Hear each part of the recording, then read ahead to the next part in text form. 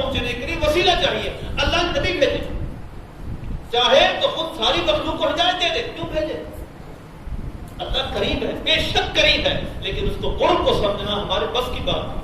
بہت ساری چیزیں آپ کے بہت قریب ہیں, آپ سمجھ نہیں سکتے, بہت قریب ہے. آپ مجھے بتائیں, آپ کا دماغ زیادہ قریب ہے, وہ ڈاکٹر جو آپ کے دماغ کے متعلق بتا رہا ہے وہ زیادہ قریب ہے؟ آپ کی آنکھ زیادہ قریب ہے یا آپ کا ڈاکٹر زیادہ قریب ہے؟ آپ کا ناک زیادہ قریب ہے یا آپ کا ڈاکٹر زیادہ قریب ہے؟ آپ کا کان زیادہ قریب ہے یا آپ کا ڈاکٹر زیادہ قریب ہے؟ آپ کا دل زیادہ آپ کے قریب ہے یا دل کا ڈاکٹر قریب ہے؟ آپ کا میدا آپ کے زیادہ قریب ہے یا میدے کا ڈاکٹر زیادہ قریب ہے؟ لیکن آپ اپنے میدے کے متعلق, دل کے متعلق, اپنی آنکھوں کے متعلق, کانوں کے متعلق وہ کچھ نہیں کہہ سکتے, حالانکہ کتنے قریب. یعنی آپ کو ایک حصی مثال, فزیکل ایگزامپل آپ کو, ہمیں نظر آنے والی چیزیں ہمارے اندر محسوس کرتے ہیں لیکن اس کو سمجھ نہیں پاتے. آپ اپنی ہڈیاں نہیں گن سکتے, وہ قریب ہیں, چھوتے ہیں, دیکھتے ہیں. ضروری نہیں کہ جو شاید قریب بھی ہو انسان اس کو سمجھ بھی لے. جب یہ ساری چیزوں کا عالم ہے تو خدا کی ہستی جو اس کائنات کی سب سے پراسرار ہستی ہے, اس کو آپ کسی عارف کے بغیر, کسی درویش کے بغیر کیسے سمجھ سکتے؟ تو لہذا اللہ نے اتنی برکسیدہ ہستیوں کے متعلق فرمایا کہ یہ بھی وسیلہ ڈھونڈتے ہیں, یہ بھی اللہ کے قرب کا کوئی اور وسیلہ ڈھونڈتے ہیں, اللہ کا مزید قرب مل جائے, مزید اللہ کے قریب ہو. تو لہذا وسیلہ بہت ضروری ہے. وسیلہ اللہ تک پہنچنے کا وہ کیا ہے؟ اللہ کے نیک بندے, درویش. اللہ نے فرمایا الرحمن فاسأل به خبیرا, جو میں نے ابھی آپ کو وضاحت کی قرآن پاک کی آیت.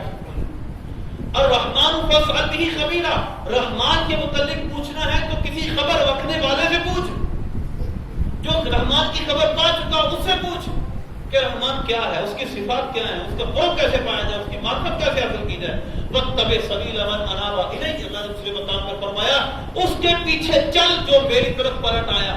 واتبع, اس کی اتباع کر, اس کے پیچھے پیچھے چل. آپ مجھے یہ بتائیں, اب آپ کو کسی مرشد کے, کسی پیر کے ڈھونڈنے پر اور کیا دلیل چاہیے؟ ہاں, یہ الگ بحث ہے کہ وہ پیر کیسا ہو, اس کی صفات کیا, لیکن پیر کا, مرشد کا ہونا ضروری ہے. اللہ نے فرمایا وَمَن يُضْلِلِ اللَّهُ فَلَن تَجِدَ لَهُ وَلِيًّا مُرْشِدًا, جس کو اللہ گمراہ کر دے اس کا نہ کوئی تم ولی پاؤ گے نہ کوئی مرشد پاؤ گے. تو لہذا اللہ جس کو گمراہ کر دے اس کا کوئی ولی مرشد نہیں, لیکن جس کو راہ دینا چاہے اس کا ولی مرشد اللہ بناتا ہے. اپنا کوئی قریب بندہ اس کے قریب کر دیتا ہے, وہ اس کی رہنمائی کرتا ہے, وہ اللہ کے قریب کر دیتا ہے. تو لہذا ولی اور مرشد کا ہونا بہت ضروری. اس کے بغیر انسان یہ کٹھن راہیں طے نہیں کر سکتا. اس وجہ سے شروع سے لے کر ہمارے بزرگان دین آج تک اس معمول, اس پر عمل کرتے ہیں. وہ اللہ کا قرب پانے کے لیے کسی ولی مرشد کے پاس جاتے ہیں. لہذا نبی پاک صلی اللہ علیہ وسلم کے صحابہ حضور سے اقتباس کرتے تھے, حضور سے فیض لیتے تھے. پھر حضور کے صحابہ کے بعد تابعین حضور کے صحابہ سے فیض لیتے تھے. تابعین کے بعد تبع تابعین ان کے سے فیض لیتے تھے. اسی وجہ سے تو سب سے بہترین زمانہ سرکار کا ہے. خیر القرون کا نہیں, سب سے بہترین زمانہ میرا ہے, جس میں لوگ صحابہ بنتے تھے, حضور کی زیارت کرتے تھے, وہ اللہ کا سب سے زیادہ قرب پاتے تھے, وہ اللہ کی سب سے زیادہ معرفت حاصل کرتے تھے حضرت کے ذریعے سے. ثم الذین یلونہم, پھر حضور نے فرمایا جو اس کے ساتھ ملا ہوا تابعین کا زمانہ, جب صحابہ موجود تھے ان کے پاس تابعین آتے تھے, ان کے پاس تابعین آ کر جو صحابہ کو دیکھنے والے, ایمان کی حالت میں زیارت کرنے والے, وہ تابعین کہلاتے ہیں.